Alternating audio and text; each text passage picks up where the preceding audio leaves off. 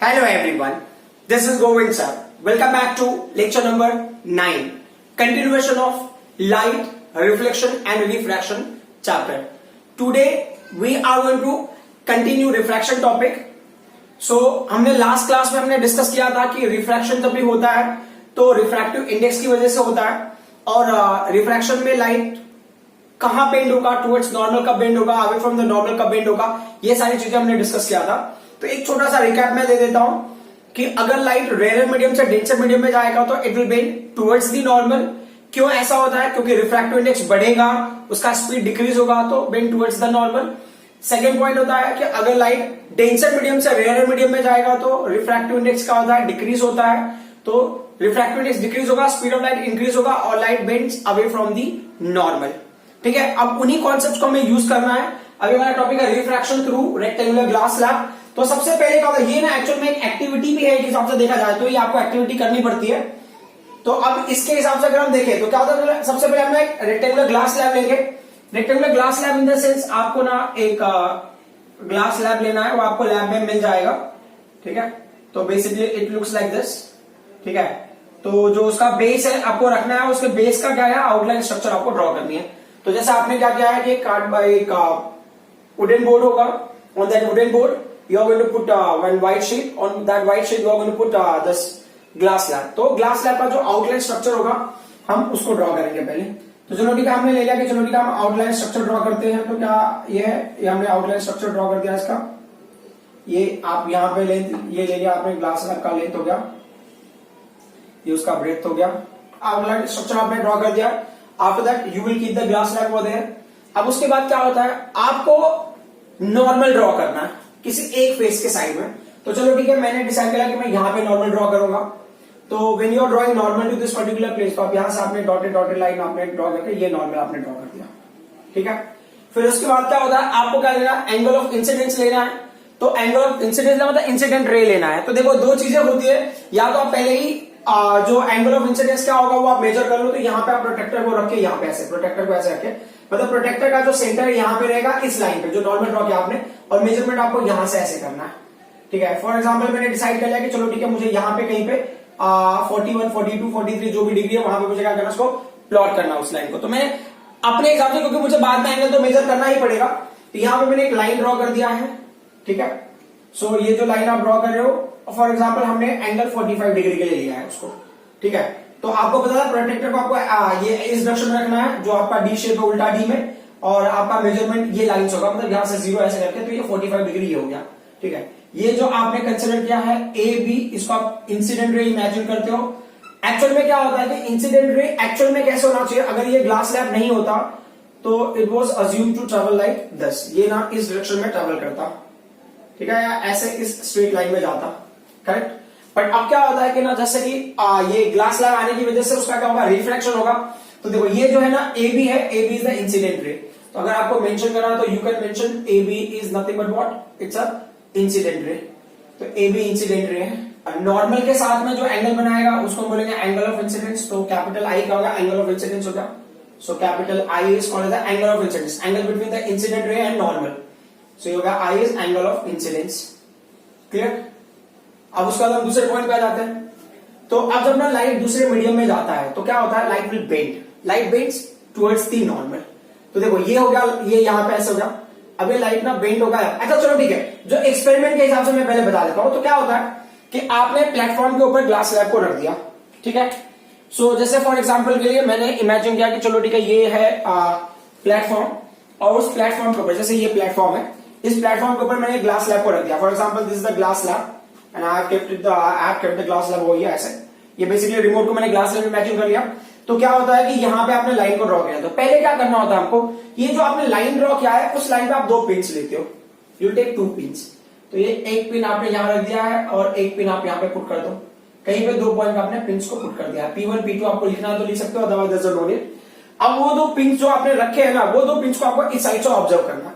तो एक्चुअल में अगर देखा जाए तो इस साइड से जब आप ऑब्जर्व करते हो तो क्राइटेरिया क्या होता है, उस पॉइंट को जरा नोटिस करके देख लो कि दे आर सेइंग कि अगर मान लो पिंच का देखो, अगर ये ग्लास स्लैब नहीं होता और मैं ना यहां से देख रहा होता तो मुझे ऐसे स्ट्रेट लाइन में ना, मतलब ये ऐसे 2 पिंस स्टैंडिंग पोजीशन में होते.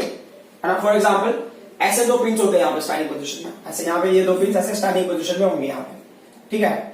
अभी ये दो पिन को मैं ऐसे देख रहा हूं, यहां से इस लाइन से अगर मैं देखूंगा, ग्लास स्लैब अगर नहीं होगा तो ये लाइन के अलोंग दिखेगी आपको, मतलब इफ आई सी ना अलोंग दिस लाइन, मैं इस लाइन से ऐसे देखता हूं, इस लाइन से अगर मैं देखूंगा ग्लास स्लैब नहीं होगा तो ये दो एक दूसरे के आगे पीछे ओवरलैप हो जाएंगे, तो I can see only one marker, जो पहले होगा उसको देखूंगा मैं, सेकेंड मार्कर को I can't see, why, because they will overlap. So for example अगर आपको कंसिडर करना है तो अभी I don't know whether you will be able to see it in camera properly और नॉट, जैसे अभी ये है, ये फिक्स्ड है, करेक्ट, ये मार्कर आपको देखना है, उसके आगे ये मार्कर, अगर ये यहाँ पे तो यू कैन सी इतना, अभी तो अभी देख सकते हो उसको, बट जैसे मैं इसको शिफ्ट करता हूँ एक पर्टिकुलर पॉइंट, देखो एक पर्टिकुलर पॉइंट पे आपको, जैसे अभी मेरे लिए ये 0 हो गया, बट अभी मुझे पता नहीं आपको किस फ्रेम में आपको 0 दिखेगा, मतलब कि आपको ये हिडन फॉर्म में दिखेगा, just I am taking all the positions, क्योंकि कैमरे के हिसाब से मैं गेस नहीं कर पा रहा हूं, तो यू कैन सी कि ना जहां पे भी आपको ऐसा फील हो, क्या शायद हो सकता है, या मैं ऐसे देखो ये पोजीशन चेंज कर रहा हूं, तो एक पर्टिकुलर पॉइंट होगा जहां पे आपको ऐसा लगेगा ना कि फर्स्ट मार्कर के बिहाइंड सेकंड मार्कर क्या हो गया, वो हाइड हो गया है, तो वैसा कंडीशन, क्लियर। सो अब यहां पे क्या बोल रहे हैं कि अगर जब आप इसको प्रैक्टिकली ऑब्जर्व करते हो, you are observing it practically, जब इन दोनों पिंस को आप इस ग्लास स्लैब के थ्रू ऑब्जर्व करते हो प्रैक्टिकली, तो इट इज सीइंग कि ये जो ग्लास स्लैब है ना, it is making a straight line ना, ये कुछ थोड़ा सा दूसरा पैटर्न, मान लो कि ना मैंने ऐसा इमेजिन, तो ये यहाँ पे, तो ये ग्लास स्लैब क्या कर रहे हैं ना, यहाँ पे कहीं पे दो पॉइंट्स ये ऐसे अपीयर हो रहे हैं, जब ग्लास स्लैब आप देख रहे हो ना, ये दो पिंस यहाँ पे अपीयर हो रहे हैं, तो मैंने क्या किया ना, वो दो पिंस के अलोंग मैंने एक लाइन वो इमेजिन किया, और वो लाइन के हिसाब से मैंने क्या किया, एक पिन को यहाँ पे पुट कर दिया और दूसरे पिन को मैंने यहाँ पे पुट कर दिया, समथिंग लाइक दैट, ठीक है। एंड आई मेड श्योर कि ये जो दो पिंस है ना, ऐसा मुझे देखना है, मतलब I will what will I do, I will observe those two pins, and ना ये थर्ड पिन को मैं उसके अलोंग पुट कर दूंगा, so that this pin is behind this one, correct, but when I am going to put this pin I will make sure कि ये दो पिन है ना वो इसके पीछे छुप जाए, बट ये एक्चुअल पिन नहीं है, ये पिन एक्चुअल नहीं है, क्योंकि क्या है कि ये जो है ना, ये रिफ्रैक्शन की वजह से मुझे अलग पोजीशन पे दिख रहे हैं, because the refraction they are appearing at different place, समझ में आ रहा, रिफ्रैक्शन नहीं होता तो वो मुझे प्रॉपर प्लेस पे दिखाई देते, ठीक है। तो अब ये क्या बोले, कहीं पे होगा, एक एग्जांपल मैंने लिया, यहाँ पे ये दो पिन दिख रहा है, यहाँ पे कहीं पे भी होगा, जैसे एग्जांपल के लिए मैं सबसे बता रहा हूं, तो अभी ये पिन को आपने उसको ऑब्जर्व किया, उसके साथ में लाइन ड्रॉ करता है, इस पिन को भी ऑब्जर्व करके उसके साथ में लाइन ड्रॉ, तो अब जब ये पिन ड्रॉ करते हो तो ये पिन ना वो दो को हाइड करना चाहिए, जब ये पिन ड्रॉ करते हो तो ये पिन ना आपको इसको और वो दो पिन को हाइड करे, ऐसा।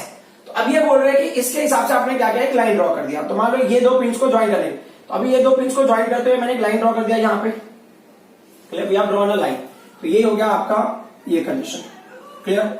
ये है इंसिडेंट रे ऑफ लाइट, और ये क्या होगा, ये इससे बाहर आ रहा है, तो इसको, इस पॉइंट को मैं ना सी ले लेता हूं, दिस पॉइंट को आई हैव टेकन सी, और यहां पे लेना इसको आप डी ले लो, तो CD is called as the emergent ray, CD को हम क्या पढ़ेंगे, सीडी को we read it as a emergent ray, emergent ray उसको पढ़ते हैं।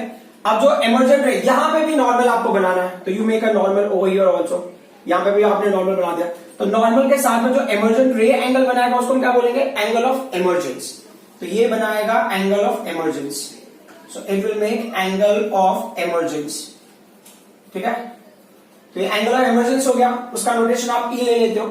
अब ये क्या कह रहे हैं कि देखो अब लाइट तो सडनली सी पे तो पहुंचेगा नहीं, ये रिफ्लेक्ट होकर ही पहुंचा देगा ना, तो दे आर सेइंग कि ये लाइट ना बेंड, देखो अभी light was supposed to go like this, but अभी ये ना कहां से जा रहा है, it's going from rare to denser medium, ये रेयर है, अब ये ग्लास स्लैब है, तो ये क्या हो गया, डेंसर मीडियम हो गया, फिर वापस से लाइट को कहां आना है, रेयर मीडियम में बाहर आना है, ठीक है। तो light is going from rare to denser medium, so instead of going along the line एक होगा बेंड टुवर्ड्स द नॉर्मल, तो नॉर्मल इधर है, तो नॉर्मल की तरफ बेंड होता है, और नॉर्मल की तरफ बेंड होकर कहां पहुंचेगा, ये पॉइंट सी पे पहुंचता है, तो ये कौन सा हो गया, जो बीसी है ये है रिफ्रैक्टेड रे, है ना, तो जो बीसी से रे है उसको हमने क्या लिया, रिफ्रैक्टेड रे, है ना, ये होगा रिफ्रैक्टेड रे। अब जैसा कि हमने अब तक लर्न किया है कि जो रिफ्रैक्टेड रे नॉर्मल के साथ में कौन सा एंगल बनाएगा, देखो इंसिडेंट रे नॉर्मल के साथ में एंगल ऑफ इंसिडेंस बनाएगा, इमर्जेंट रे नॉर्मल के साथ में एंगल ऑफ इमर्जेंस बनाएगा। अब जो रिफ्रैक्टेड रे है वो उसके साथ में कौन सा एंगल, तो आर एंगल बना रहा है, उसको हम बोलेंगे angle of refraction, angle of refraction वो बनाएगा। बात समझ में आई? तो अब चीजें ना बहुत सिंपल हो गई है, समझने के लिए काफी हद तक हम चीजों को अंडरस्टैंड कर सकते हैं। ये एंगल ऑफ इंसिडेंस का ये हो गया एंगल ऑफ रिफ्रैक्शन, इसको आर ले लिया आपने। देखो अब ये जो एंगल है और ये एंगल सेम होगा, क्यों, क्योंकि ना ऑल्टरनेट एंगल, ये पता होगा आपको, और ये एंगल ऑफ इमर्जेंस है। मान लो कभी ना क्वेश्चन में होगा कि find out the refractive index of this glass slab, इसका अगर आपको एंगल ऑफ ये रिफ्रैक्टिव इंडेक्स निकालना है, तो देखो दो पैटर्न होता है, कि लाइट कहां से जा रहा है, लाइट जा रहा है एयर, अगर मान लो रेयर में हमने एयर ले लिया ना, ये एयर हो गया, और ये क्या होगा डेंसर, मतलब ये क्या होगा ग्लास हो गया, बराबर। तो वो क्या बताएगा, ये हो गया refractive index of glass with respect to air. समझने वाली बात है कि अगर ना विद रिस्पेक्ट टू एयर है तो मतलब वो रिफ्रैक्टिव इंडेक्स ऑफ ग्लास आप इंडिविजुअली भी ले सकते हो उसको, इक्वल टू ये क्या होगा sine of angle of incidence upon sine of angle of refraction. Clear. अब आपके मन में आ रहा होगा कि अगर हमें यहां पे लेना होता तो क्या होता, है ना, ये कहां पे होगा फर्स्ट सरफेस, है ना, फर्स्ट सरफेस, ये फर्स्ट सरफेस के लिए। सेकेंड सरफेस के केस में क्या होगा, देखो सेकेंड सरफेस के केस में ना स्टोरी थोड़ी सी डिफरेंट हो जाती है। सेकेंड सरफेस के केस में क्या होता, लाइट यहां से ना डेंसर मीडियम से रेयर मीडियम में जाता, तो light is going to air from the glass, light is going to air from the glass, तो ये होगा refractive index of air with respect to glass. तो उसका क्या होगा फॉर्मूला होगा साइन आर, उसके लिए एंगल ऑफ इंसिडेंस, देखो यहां पे ना ये एंगल ऑफ इंसिडेंस होगा, और जो ई होगा वो होगा एंगल ऑफ रिफ्रैक्शन होगा। ये कहां पे होगा, ये होगा सेकेंड सरफेस।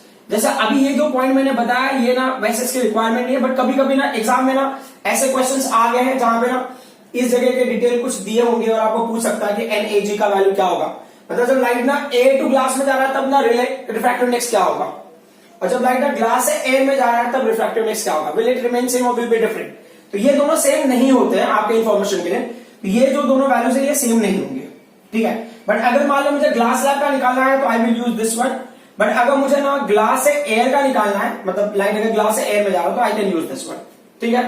तो depending on the situation question में क्या उसके अकॉर्डिंगली आप इसको यूज कर सकते हो, बट यहां पे क्या टास्क है, तो आप रिफ्रैक्टिव इंडेक्स इस केस में निकाल सकते हो। अब क्या होता है कि हमको ना मेजर करना है एंगल, तो अगर मैं एंगल मेजर करता हूं तो कैसे एंगल ऑफ इंसिडेंस मैंने मेजर किया 45, तो जब मैं क्या देखता हूं कि जब मैंने यहां पे, अब मुझे ना यहां पे जब मैं एंगल ऑफ इमर्जेंस मेजर करूंगा ना, मैंने measure the angle of emergence, तो व्हाट इज हैपनिंग, मैं यहां पे सेंटर में रखा अभी डी शेप में प्रॉपर, तो अब आपका जो मेजरमेंट होगा कहां से होगा, यहां से होगा ना, measurement will be like this, अब ये लाइन से ऐसे मतलब इधर, तो आई एम फाइंडिंग कि ना ये जो एंगल ऑफ इंसिडेंस और एंगल ऑफ इमर्जेंस की वैल्यू ना इस केस में क्या होती है, सेम होती है। तो देखो वो जो ए बी हो गया ये सी, अगर इसको लेना है तो आप ई ले लो, अगर आप और डीपली ऑब्जर्व करोगे तो you will find out that A E, है ना, जो ए ई वाला लाइन है इज पैरेलल टू सीधी लाइन, वो सीधी लाइन को क्या पैरेलल है, समझ में आ रहा है। तो इसका मतलब क्या हो गया कि जब ना देखो ये लाइन के साथ में एंगल ऑफ इंसिडेंस का जो एंगल होगा इमर्जेंस भी उतना एंगल है, ये ना 90 डिग्री है, ये 90 डिग्री है सरफेस को, तो फॉर्चुनेटली अनफॉर्चुनेटली जो एंगल ऑफ इंसिडेंस की वैल्यू होगी वो क्या होगा इमर्जेंस के इक्वल होगा। जब आप मेजरमेंट भी करोगे तभी भी आपको यही कंडीशन मिलेगा। जब आप एक्टिविटी करते हो तो एक्टिविटी में आपको क्या करना है, एंगल ऑफ इंसिडेंस मेजर करना है, एंगल ऑफ इमर्जेंस मेजर करना है, और आपको डेविएशन मेजर करना है।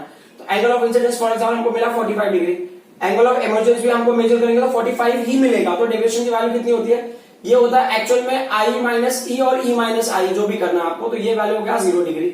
कभी कभी होता है कि ना एंगल में देखो अभी ह्यूमन बीइंग से मिस्टेक हो सकता है, सो अभी इस कंडीशन में क्या होगा कि अगर ये एंगल ज्यादा होगा तो सब्ट्रैक्ट करोगे थोड़े बहुत डिफरेंस हो गए, but difference is very little है ना, 1 डिग्री 2 डिग्री 3 डिग्री आ रहा तो हम एक्सेप्ट कर सकते हैं कि चलो ठीक है ना ये ह्यूमन एरर है, ठीक है।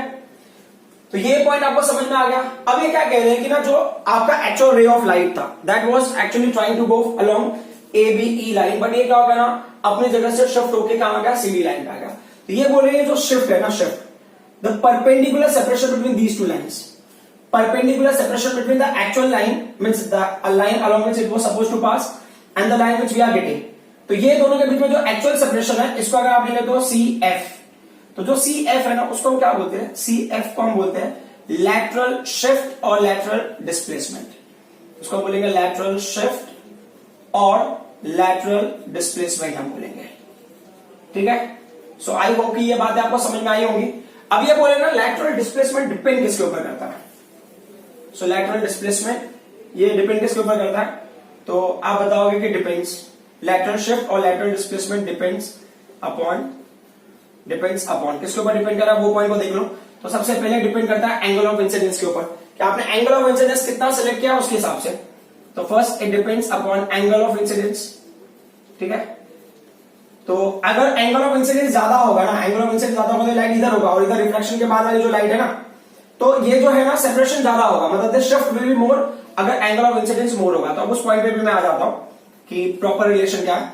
सेकंड किस पे डिपेंड करता है, सेकंड डिपेंड करता है रिफ्रैक्टिव इंडेक्स ऑफ मटेरियल, सो ये डिपेंड करता है रिफ्रैक्टिव इंडेक्स ऑफ मटेरियल।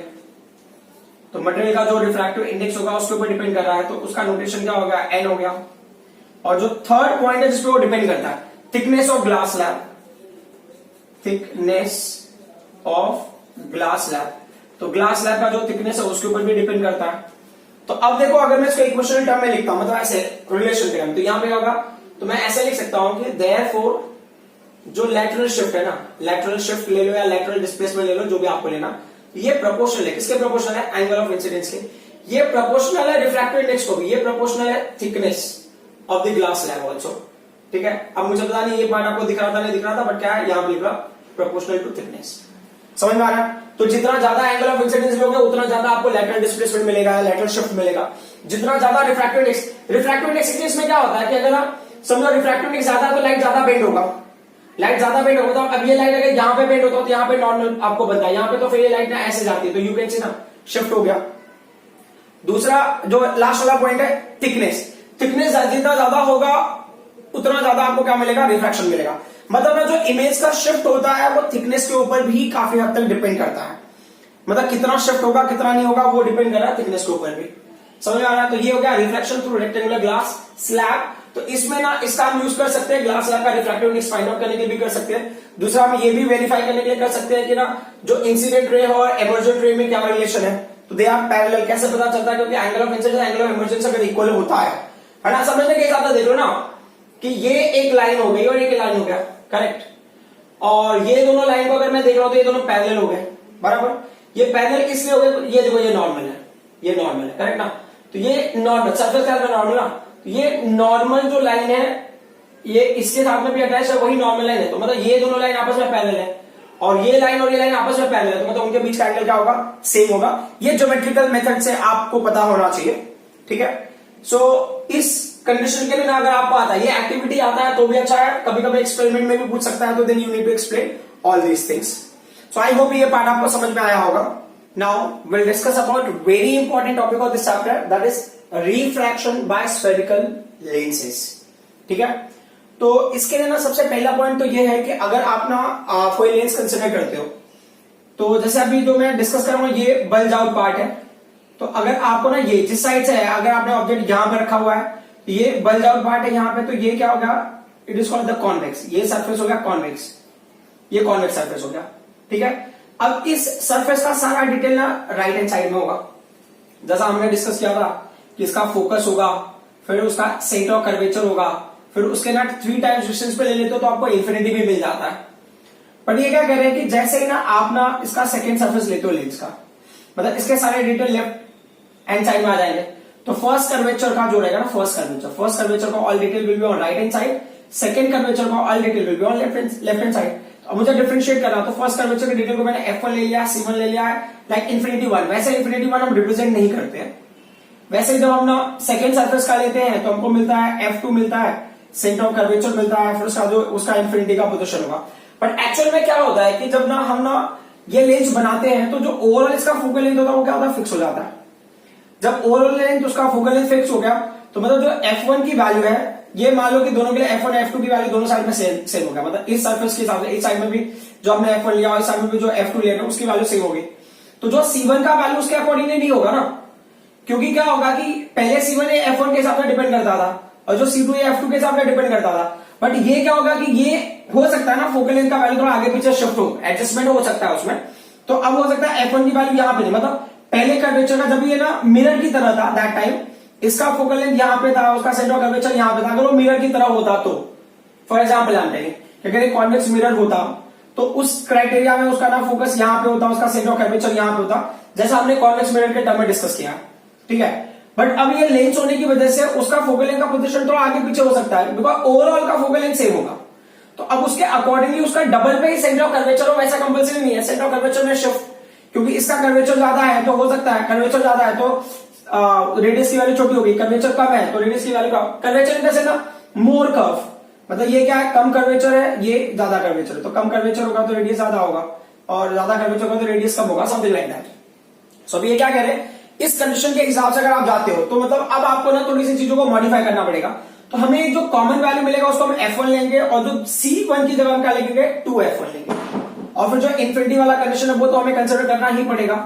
सो अब ये क्या कह रहे हैं कि इसको अगर आपने फोकस किया तो देखो यहां पे जब मैंने ना ये लेंस लिए है तो यहाँ पे दो सरफेसेस हो गए, फर्स्ट सरफेस और सेकंड सरफेस।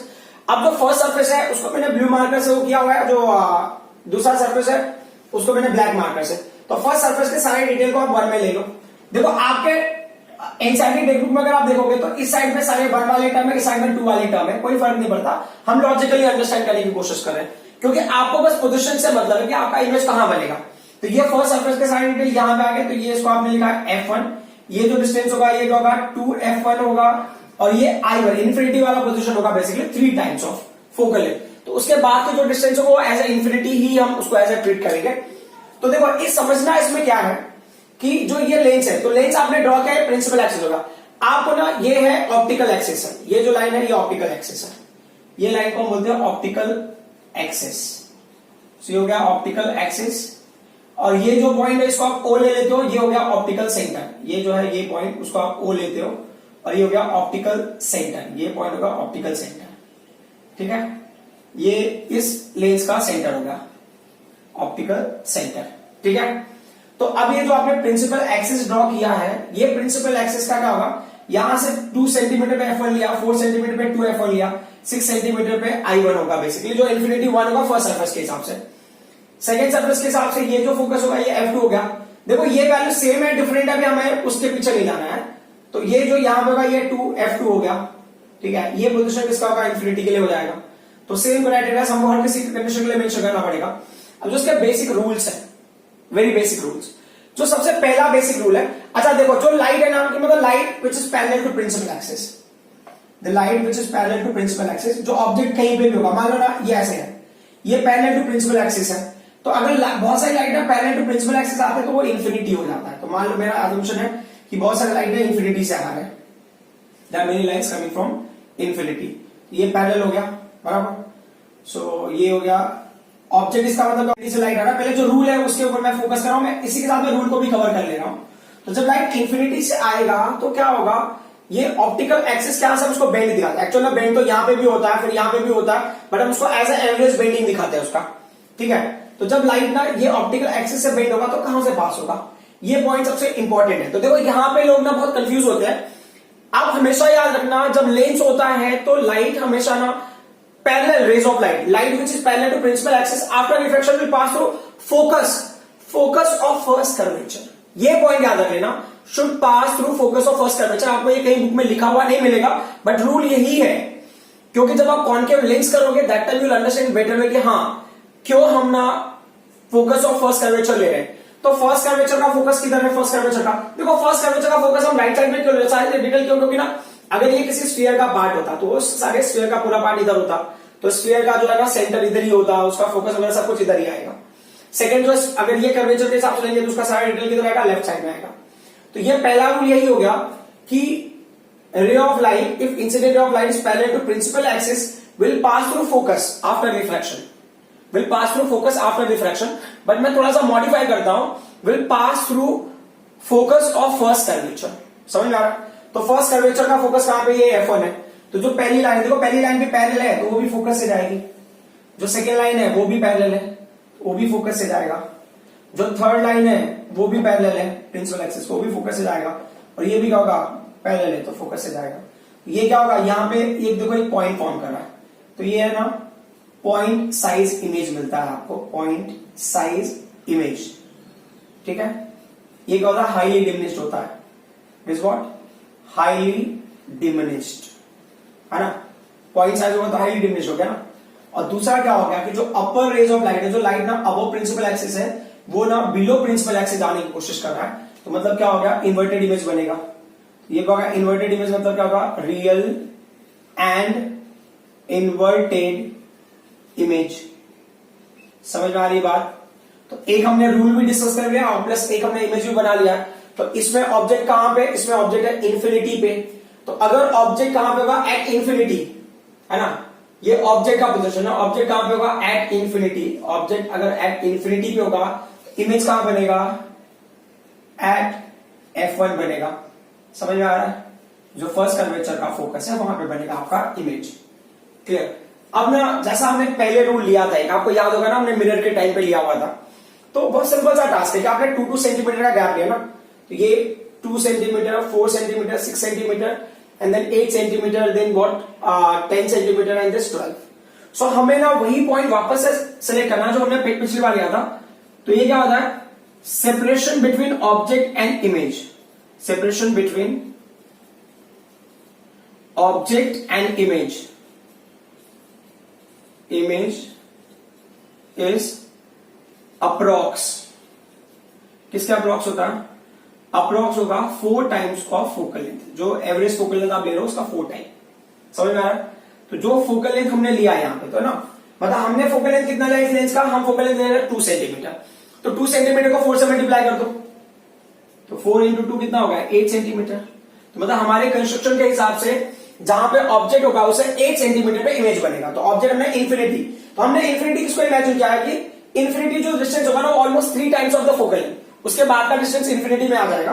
तो देखो अब यहां से ये मैंने F2 हो गया, ये 2F2 हो गया, इसको मैंने इन्फिनिटी माना है. तो अगर ये इन्फिनिटी है, यहां से आप काउंट करो 2, 4, 6 एंड 8, तो ऑटोमेटिकली आपको इमेज कहां मिलेगा, फोकस में मिलेगा. अब दूसरा वाला जब ड्रॉ करेंगे ना तो चीजें और भी क्लियर हो जाएंगी. उसमें मैं दूसरे लॉ को भी डिस्कस कर लूंगा. ये जो मैं मेथड फॉलो कर रहा हूं थोड़ा सा तो ऑड मेथड है कि मैं ना लॉ को भी उसी टाइम में डिस्कस कर रहा हूं, डायग्राम को भी उसी टाइम में ड्रॉ कर रहा हूं. तो अब हमने ना इमेजिन किया, देखो कितने पोजीशन है हमारे पास, तो इन्फिनिटी वाला पोजीशन तो क्लियर हो गया. अब इन्फिनिटी के बाद ऑब्जेक्ट कहां पे आएगा, 2F2 के पहले, तो मतलब ऑब्जेक्ट यहां पे. तो ये देखो पहले फर्स्ट कर्वेचर का जो हो गया ये F1 हो गया, और ये क्या हो गया 2F1 हो गया, and this value is what I1, infinity 1 होगा बेसिकली.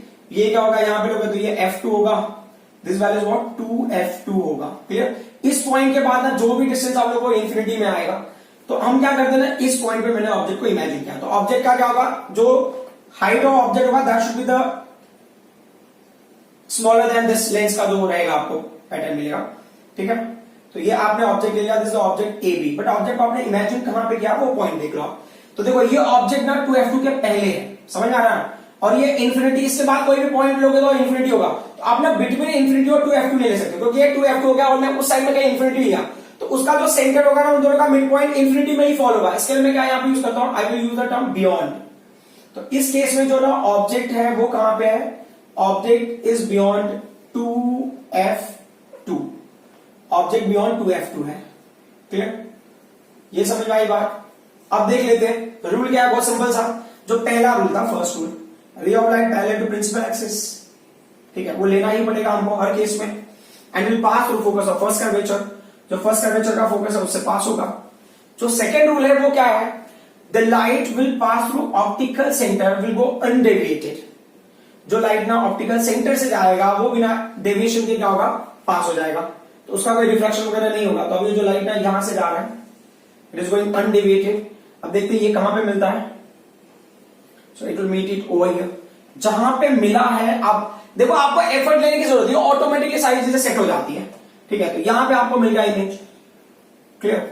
और ये क्या होगा, ए बी ऑब्जेक्ट हो गया, तो ये क्या होगा, इमेज क्या हो जाएगा आपका, A dash B dash will be the image. अब इमेज का डिटेल हम देते हैं. तो इमेज का डिटेल आप क्या देखोगे कि यहां पे क्या होगा, डिमिनिश्ड इमेज हो गया. पहली बात तो ये समझना है हमको, ये इमेज हो गया डिमिनिश्ड. क्लियर. कैसे पता, आप मेजर करके भी देख सकते हो कि यहां पे जो लेंथ है उसके कंपेयर में लेंथ क्या होगा, कम होगा. डिमिनिश्ड इमेज बना. उसके बाद ये क्या हो गया, रियल और इन्वर्टेड होगा, क्योंकि ये क्या है, अबो प्रिंसिपल एक्सिस है, ये बिलो प्रिंसिपल एक्सिस है. ये हो गया रियल एंड इन्वर्टेड. करेक्ट. और इसका पोजीशन क्या है, जब ऑब्जेक्ट बियॉन्ड 2F2 होगा तब इमेज कहां बनेगा, बिटवीन मैं यहां पे डायरेक्टली शॉर्ट टर्म में लिख रहा हूं, बिटवीन F1 एंड 2F1 के बीच में क्या बनेगा, इमेज बनेगा. समझ में आया. तो when the object is beyond 2F2, image will form between F1 and 2F1. देखो आपके एनसीईआरटी बुक के हिसाब से अगर आप देखोगे तो ये डिटेल को उन्होंने F1 के टर्म में लिया है और इस साइड के डिटेल को F2 के टर्म में लिया है. तो बहुत सिंपल सा है, बियॉन्ड 2F1 इमेज बनेगा F2 एंड 2F2, है ना. उससे कोई फर्क नहीं पड़ता, बट मैं लॉजिकली आपको समझाने की कोशिश कर रहा हूं कि ये फर्स्ट कर्वेचर, तो फर्स्ट कर्वेचर के सारे डिटेल राइट साइड में, सेकंड कर्वेचर के सारे detail on left hand side. ठीक है. ये आपका फर्स्ट हो गया, ये सेकंड कंडीशन. अब रूल के हिसाब से देख लेते हैं हम लोग, जो हमने टेक्निक बनाई है. तो मान लो यहां पे हमने लिया, तो ये यहां से यहां शिफ्ट हो गया. तो ये मान लो ये इन्फिनिटी टू F2 के बीच का डिस्टेंस 2 सेंटीमीटर था, तो मैं यहां लेता हूं तो 1 सेंटीमीटर. तो ये क्या होगा, 1 सेंटीमीटर एंड 2 ऐड कर दिया 3 सेंटीमीटर, 2 ऐड कर दिया 5 सेंटीमीटर, 2 ऐड कर दिया 7 सेंटीमीटर। तो अगर आप यहां पे जाओगे तो 9 सेंटीमीटर का 2 ऐड करके, तो क्या 1 ऐड करेंगे तो 8 इन बिटवीन 8 सेंटीमीटर यहां पे। तो जहां पे ऑब्जेक्ट होगा वहां से 8 सेंटीमीटर आपको इमेज ऑटोमेटिकली मिल जाएगा। तो मुझे इतना टाइम पास करने की जरूरत भी नहीं है, मैं ना डायरेक्टली सिर्फ अगर मुझे ना पोजीशन पता होगा तो मैं इमेज का पोजीशन, ऑब्जेक्ट का पोजीशन पता होगा, मैं इमेज का पोजीशन डायरेक्टली बता सकता हूं। तो ये हमारे लिए हो गया F1 हो गया, this is 2F1 and that will be similar to what infinity, this is what F2 and this is what 2F2। Clear? अगर आपको देखना है तो आप ऐसे देख सकते हो, एक बार ट्राई करके देख लेते हैं। तो 2F2 है ना, तो यहां से 2 4 6 और ये हो गया 8। क्लियर? तो अभी देखते हैं कि हमें इमेज मिलता है नहीं मिलता प्रॉपर्ली। तो यहां पे हमने क्या किया, ये ऑब्जेक्ट ले लिया हमने, this object is again AB। Clear? अब जो रूल है पहला तो क्या है, ऑप्टिकल सेंटर वाली लाइन को आप पास कर दो, कोई इशू नहीं है। ठीक है, सो लाइट जो ऑप्टिकल सेंटर से जाएगा दैट विल गो अनडेविएटेड। ठीक है, सो लाइट जो ऑप्टिकल सेंटर से जाएगा दैट विल गो अनडेविएटेड। जो दूसरा पॉइंट है, लाइट होगा पैरेलल टू प्रिंसिपल एक्सिस है ना, will pass through focus of first curvature. तो जो फर्स्ट कर्वेचर है उसके फोकस से पास होगा। नॉर्मली जो है बुक के हिसाब से आप देखोगे तो विल पास थ्रू फोकस। ठीक है, विल पास थ्रू फोकस, बस ऐसा दिखा रहेगा, पास through focus of first curvature and all, ये सब मेंशन करेगा। तो ये क्या होगा, आपको इमेज यहां पे मिल गया ऑटोमेटिकली, देखो 2F1 पे मिल गया। क्लियर? ये क्या होगा, A डैश B डैश बराबर। अब मैं क्या करता हूं, लेंथ को मैंने मेजर करके देख लिया, यहां पे ये हो गया और ये पर्टिकुलर पॉइंट है ना। देखो जहां पे मेरे फिंगर का ऑटोमेटिकली सेट हो जाएगा। अगर आप प्रॉपर मेजरमेंट लेते हो 2 सेंटीमीटर का है, अच्छा ये जो है ना 2 सेंटीमीटर आपको सेंटर से मिलेगा, सेंटर से 2 सेंटीमीटर, फिर 2 सेंटीमीटर 2 सेंटीमीटर, ये ऑटोमेटिकली चीजें सेट हो जाएंगी। तो ये इनके बीच का सेपरेशन 4 सेंटीमीटर। अब यहां पे हमने ऑब्जेक्ट कहां पे रखा है, तो यहां पे जो ऑब्जेक्ट है ये क्या हो गया, एट F2 हो गया, 2F2 हमने ऑब्जेक्ट को 2F2 पे रखा है। वेयर विल इमेज फॉर्म, तो जो इमेज फॉर्म हुआ है वो कहां फॉर्म हुआ है, 2F1 पे फॉर्म हुआ है। तो एट 2F1 पे हमको इमेज मिला। इमेज कैसा मिलेगा, इक्वल साइज है ना। सो ये हो गया इक्वल साइज हो गया, जितना ऑब्जेक्ट का साइज होगा वही इमेज का भी साइज होगा। बट ये क्या होगा, रियल एंड इन्वर्टेड इमेज होगा, रियल एंड इन्वर्टेड इमेज। समझ में आ रहा, equal size, real and inverted image. ये पहला टाइम है जब ये इक्वल हो गया, इसके पहले के जितने भी कंडीशन में डिमिनिश होगा। अब इसके बाद क्या होगा, एनलार्ज वाला स्टोरी स्टार्ट होगा। ठीक है, तो पहले ना हम टेक्निक के हिसाब से डायरेक्टली पोजीशन निकालेंगे, फिर हम कैलकुलेट करके भी देख लेंगे या ड्रॉ करके भी देख लेंगे। तो ये जो पोजीशन होगा ये हो गया F1 and this is what 2F1। ठीक है, एंड देन उसका जो इंफिनिटी हो गया, और ये जो वैल्यू हो गया ये F2 हो गया, दिस इज व्हाट 2F2, और उसका जो इंफिनिटी का कंडीशन। हमने ऑब्जेक्ट कहां लेना है, हमने ऑब्जेक्ट ले लिया बिटवीन 2F2 एंड F2, हमने ऑब्जेक्ट को यहां पे ले लिया। करेक्ट, ये हो गया हमारा ऑब्जेक्ट AB। क्लियर? अच्छा, यहाँ पे इमेज का नाम A डैश B डैश आप दे सकते हो ना। ध्यान देना, अगर ये ऐसे है तो आपको ऐसे इन्वर्ट होकर दिखेगा, तो मतलब ये ऐसा, मतलब A आपको प्रिंसिपल एक्सिस के ऊपर ही लेना पड़ेगा, है ना। अब इस हिसाब से देखो तो मैं क्या हुआ, ये 1 centimetre, 3 centimetre, 5 centimetre, 5 to 7 centimetre, और क्या 2F1 के आगे जा रहा है ना।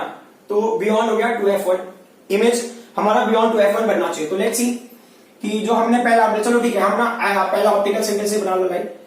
So light passing through optical centre will go undeviated. ठीक है, सो इमेज आपका कहीं यहां पे आएगा, देखते हैं। फिर दूसरा क्या बोले, light parallel to principal axis. ठीक है, will pass through focus of first curvature. Clear? तो ये इमेज यहां पे कहीं पे बना। अगर आप इस इमेज का पोजीशन आप लोकेट करते हो तो इमेज यहां पे मिल गया। करेक्ट है, 2F1 के बाद हो गया, ये हो गया A dash B dash. Clear? अब इस केस में इमेज कहां बन रहा है, तो देखो ऑब्जेक्ट का पोजीशन क्या है, ऑब्जेक्ट का पोजीशन है बिटवीन, बिटवीन किसके है, बिटवीन F2 एंड 2F2, या आप 2F2 एंड F2 ऐसे भी लिख सकते हो, चॉइस आपकी अपनी है, कोई ऐसा इशू नहीं है। देखो उससे कोई फर्क नहीं पड़ता। इमेज कहां मिल रहा है हमको, इमेज हमको मिल रहा है बियॉन्ड 2F1, इमेज हमको मिल रहा है बियॉन्ड 2F1। ठीक है, अब ना कैसा इमेज मिल रहा है वो पॉइंट को भी देख लेते हो। तो ये एनलार्ज इमेज है, देखो अभी ऑब्जेक्ट से बड़ा दिख रहा है इमेज, तो ये हो गया enlarge image, enlarge real and inverted. Real inverted क्योंकि अबव प्रिंसिपल एक्सिस है, बिलो हो गया रियल एंड इन्वर्टेड। अब अगर ना इन्वर्टेड है तो रियल होना ही है, और अगर वर्चुअल होगा तभी वो इरेक्ट होगा, अदरवाइज कोई चांस ही नहीं है।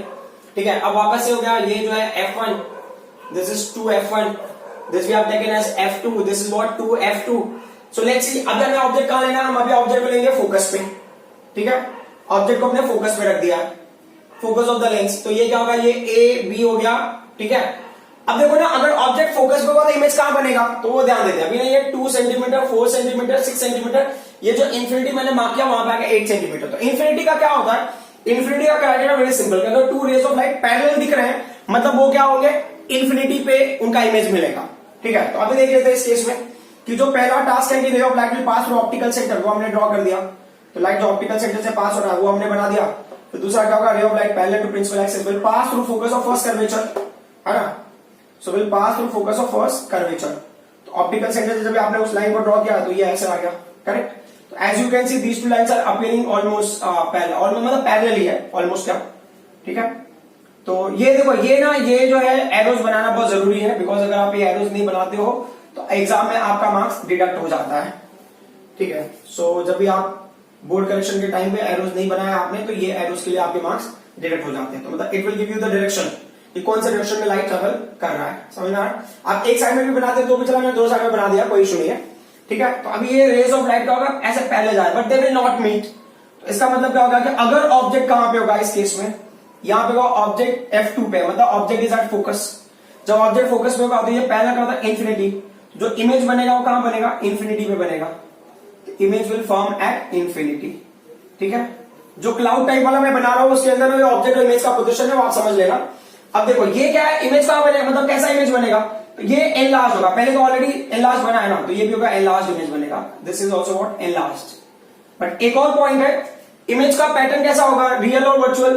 तो ये क्या है, अबो प्रिंसिपल एक्सिस है, वो ट्राई कर रहा है बिलो प्रिंसिपल एक्सिस जाने के लिए, तो क्या होगा, real and inverted, real and inverted image बनेगा, ठीक है। अब हम आ जाते हैं नेक्स्ट पॉइंट पे। नेक्स्ट पॉइंट क्या होगा, लास्ट वाला। ये बहुत ही स्पेसिफिक कंडीशन है, वेरी स्पेसिफिक कंडीशन। इस कंडीशन में क्या होता है, हमने ऑब्जेक्ट को रख दिया क्या, बिटवीन ऑप्टिकल सेंटर एंड दस यू कैन से फोकस। तो अब हम क्या करते हैं, यहां पे हमने वही है जो सेम स्टोरी है, F1 ले लिया हमने, इसको 2F1 ले लिया। दिस वैल्यू को we have taken as F2 and this value we have taken as 2F2, ठीक है। So now the last question is very specific condition as I said कि इसमें क्या है, हमें ना अलग तरीके से इमेज मिलेगा। तो देखो अभी हमने क्या किया है, ऑब्जेक्ट को हमने बिटवीन फोकस और ऑप्टिकल सेंटर ले लेते हैं हम लोग, ठीक है। तो आपने ऑब्जेक्ट को यहां पे ले लिया, दिस इज द ऑब्जेक्ट, ठीक है। सो ये इसका ऑप्टिकल सेंटर है। देखो सबसे इंपॉर्टेंट पॉइंट है, हमने अच्छा चलो ये ए भी ले लिया आपने। तो अगर आपको पहले टेक्निक के हिसाब से देखना तो वो देख लो, ये क्या होगा 1 सेंटीमीटर और 2 ऐड होगा 3 सेंटीमीटर, 2 ऐड होगा 5 सेंटीमीटर, 2 और ऐड होगा 7 सेंटीमीटर। अब ना वो इंफिनिटी के आगे जा रहा है, तो if it is going beyond infinity वाला कंडीशन तो हमारे ट्रिक के हिसाब से तब वो वर्चुअल बन जाएगा, ठीक है। तो अभी देख लेते हैं इसमें। तो अब ये लाइट ना ऑप्टिकल सेंटर से पास होगा, the light will pass through optical centre. तो जो ऑप्टिकल सेंटर से पास होगी लाइट वो अनडेविएटेड जाएगी, ठीक है। The light which is passing through optical centre will go undeviated, clear. जो दूसरा रूल है क्या, पैरेलल टू प्रिंसिपल एक्सिस। तो light parallel to principal axis है, जो पैरेलल टू प्रिंसिपल एक्सिस तो क्या होगा, will pass through focus of first curvature, है ना। ये फर्स्ट कर्वेचर के फोकस से पास होगा। लेकिन अभी आप देखोगे ना, these two lights are not appearing, like ना ये मिलेंगे ऐसा लग नहीं रहा है, यहाँ पे इस साइड में कोई चांस ही नहीं है। तो उनको हम ना बिहाइंड रिट्रेस करके देखते हैं, ठीक है। तो we will retrace them behind, backward direction में रिट्रेस करो, देखते कि ये इनका कोई मिलने का चांस वगैरह दिख रहा है, ठीक है। तो ये ना कहीं पे जाके ये क्या करेंगे, मीट करेंगे, क्लियर।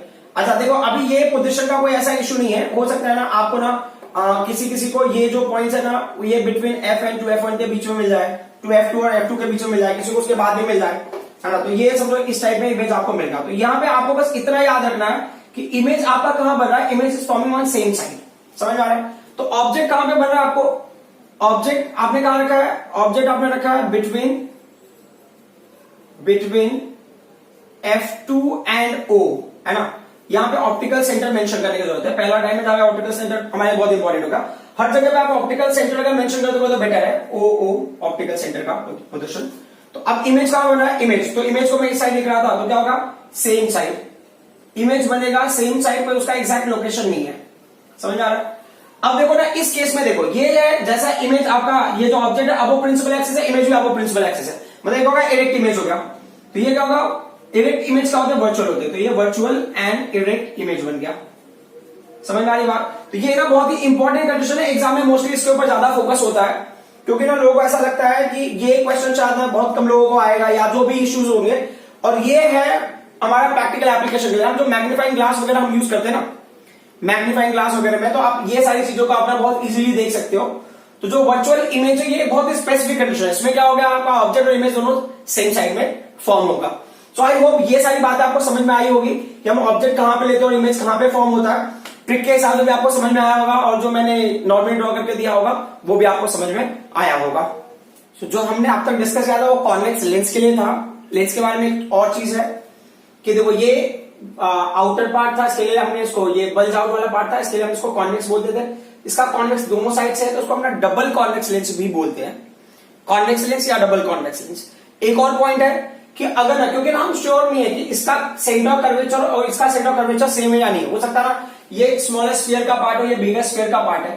बट अगर आप इमेजिन करो कि ना फर्स्ट कर्वेचर और सेकंड कर्वेचर दोनों equal amount of radius of curvature का उनका होगा, या इक्वल रेडियस ऑफ कर्वेचर होगा, या सिमिलर जो रहेगा स्फीयर के का पार्ट होगा, मतलब जो भी स्फीयर है, जो इससे स्फीयर बनेगा, जो कंस्ट्रक्ट करोगे आप, अगर उनका ना रेडियस का वैल्यू अगर सेम होगा तो हम उसको बोलेंगे इक्वी कॉन्वेक्स। इक्वी कॉन्वेक्स मतलब दोनों जो कॉन्वेक्स है वो इक्वल है, मतलब जो कर्वेचर है दोनों का इक्वल है। और अगर मान लो कि आप उतना मेंशन नहीं करना तो आप उसको double convex lens, double convex मतलब दोनों साइड में कॉन्वेक्स होगा। तो डबल कॉन्वेक्स मतलब ना फर्स्ट वैल्यू भी कॉन्वेक्स है, सेकंड साइड भी कॉन्वेक्स है। अगर आप कॉन्वेक्स भी यूज करते हो तो भी समझ में आता है कि कॉन्वेक्स यूज करो या डबल कॉन्वेक्स यूज करो या इक्वी कॉन्वेक्स यूज करो। कॉन्वेक्स का मतलब हो गया कि दोनों साइड में आपको कॉन्वेक्स लेंस लेना पड़ेगा, है ना, कॉन्वेक्स लेंस में। डबल कॉन्वेक्स का मतलब भी दोनों साइड में लेना पड़ेगा। लेकिन इक्वी कॉन्वेक्स का मतलब क्या हो गया कि जो फर्स्ट साइड में कर्वेचर होगा और जो सेकंड साइड में कर्वेचर होगा, both will have same value, there will not be any kinds of change. तो अब वैसे ही क्या होता है, ये डबल कॉन्केव लेंस हो सकता है, it can be equi concave lens. तो कॉन्केव लेंस में जो छोटी सी बात है, देखो यहां पे ना अब ना थोड़ा सा चेंज हो गया। यहां पे जितने F1 वाले डिटेल्स थे ना वो किधर थे, राइट में थे। अब यहां पे F1 वाला डिटेल किधर होगा, लेफ्ट में होगा, क्योंकि जो फर्स्ट कर्वेचर है ना, हम फर्स्ट कर्वेचर कैसे डिसाइड करते हैं, जब आप लेफ्ट से जाते हो तो उसके हिसाब से, तो फर्स्ट कर्वेचर किधर आ, लेफ्ट में आ रहा है, ये जो वैल्यू होगा ये क्या होगा, फर्स्ट कर्वेचर F1 हो गया, this is what 2F1 and it is similar to infinity, so this value is what F2 and you can say it is at what 2F2। Similarly अगर आप यहां पे कंसीडर करोगे तो this is what F1, this is what 2F1 and this is what 2F2।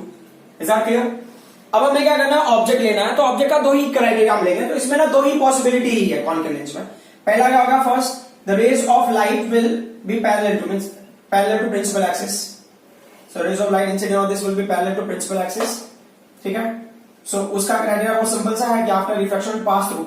देखो अब जो मैंने पॉइंट बताया था ना, उस पॉइंट का इंपॉर्टेंस आपको समझ में आएगा कि ना refraction through focus appears to pass through focus of first curvature, appears to pass through focus, appears to pass through focus मतलब अलग हो गया, appears to pass through focus of first curvature मतलब अलग हो गया ना, थोड़ा सा ज्यादा स्पेसिफिक हो रहे हैं हम। तो मैंने जैसा बताया था, रिफ्रैक्शन के बाद लाइट ना फर्स्ट कर्वेचर के ही फोकस से पास होगा, तो यहाँ पे फर्स्ट कर्वेचर का फोकस कहां है, यहाँ पे, बट इस केस में फर्स्ट कर्वेचर का फोकस कहां है, लेफ्ट हैंड साइड में। तो यहाँ पे ये बताओगे आपको कि when ray of light incident on the concave lens it appears to pass through focus after refraction it appears to pass through, ना ये देखो यहाँ पे ये ऐसे रिफ्रैक्ट होगा, क्लियर, और यहाँ पे भी ये लाइट ऐसे, जो ये इधर एक्चुअली इधर रिफ्रैक्ट होगा, when you retrace it appears to pass through focus, ये जो लाइट है ये एक्चुअल में रिफ्रैक्ट होगा यहाँ पे and appears to pass through focus of first curvature. Same condition यहाँ पे refract along this line appears to pass through focus of first curvature, और आपने यहाँ पे एरोस ऐसे ड्रॉ कर दिया, क्लियर। तो अब इस केस में आपने ऑब्जेक्ट कहां पे लिया है, ऑब्जेक्ट आपका इंफिनिटी पे है, ऑब्जेक्ट एट इंफिनिटी। इमेज कहां पे मिला आपको, इमेज जो मिला है वो कहां पे मिला है, एट F1, ठीक है, on same side of lens, on same side of lens, lens के सेम साइड में, क्लियर, समझ में आया। और कैसा इमेज बनेगा, point size highly diminished, point size highly diminished, ठीक है। अब इसको थोड़ा सा और साइंटिफिकली कुछ रिलेट कर लेते हैं। अब ये लाइट ना अबो प्रिंसिपल एक्सिस से रिफ्रैक्ट होकर अबो प्रिंसिपल एक्सिस ही जा रहा है, मतलब वो क्या होगा, इरेक्ट इमेज बनेगा इसका मतलब। तो इरेक्ट होगा तो क्या होगा, वर्चुअल भी होगा, तो क्या virtual and erect, got it. अब last point, so for the second condition you can take object anywhere ना, ऑप्टिकल सेंटर से लेके ना इंफिनिटी बीच ऑफ कहीं पे भी ले लो, चॉइस इज योर्स, है ना, बिटवीन O एंड इंफिनिटी, मतलब ये दो के बीच में आप कहीं पे भी लेना आप ले सकते हो, कोई इशू नहीं है। बट ना हम डायग्राम के हिसाब से F1 के पहले लेंगे तो बेटर होगा। F1 के पहले क्यों बेटर होगा आपको थोड़ी देर में समझ में आ जाएगा। और ना एक चीज ध्यान देना कि आपका जो ऑब्जेक्ट का साइज है should not be greater than the length, वरना क्या होगा आपको डायग्राम ड्रॉ करने में डिफिकल्टी होगी। तो दिस इज ए बी हो गया, clear. What is the first rule? Ray of light will pass through optical centre, ठीक है, ray of light will pass through optical centre, clear, ये ऑप्टिकल सेंटर से पास होगा and will go undeviated. दूसरा rule क्या है कि light will incident means will be parallel to principal axis, ठीक है, and will appear to pass through the refracted ray will appear to pass through focus of first curvature. ऐसा हो गया। तो देखो अब ये कहां पे इंटरसेक्ट कर रहा है? इस जगह पे इंटरसेक्ट कर रहा है, क्लियर, ये इंटरसेक्ट कर रहा है तो ये यहां पे हो गया, ये हो गया आपका image A dash B dash. तो ऑब्जेक्ट का है बिटवीन ओ एंड इंफिनिटी के बीच में, कहीं पे भी आपने ले लिया तो इमेज कहां बनेगा? इमेज ना फिक्स पैटर्न है इसका, इमेज कहां बनेगा? इमेज हमेशा ना F1 और O के बीच में ही बनेगा। सो इमेज जो बनेगा बिटवीन F1 एंड O, इसके बीच में ही बनेगा आपका इमेज। समझ में आ रहा है? देखो अब इमेज क्या है? ऑब्जेक्ट के कंपेयर में छोटा हो गया, तो कैसा इमेज बनेगा? डिमिनिश्ड इमेज, डिमिनिश्ड इमेज, है ना, छोटा इमेज मिला आपको।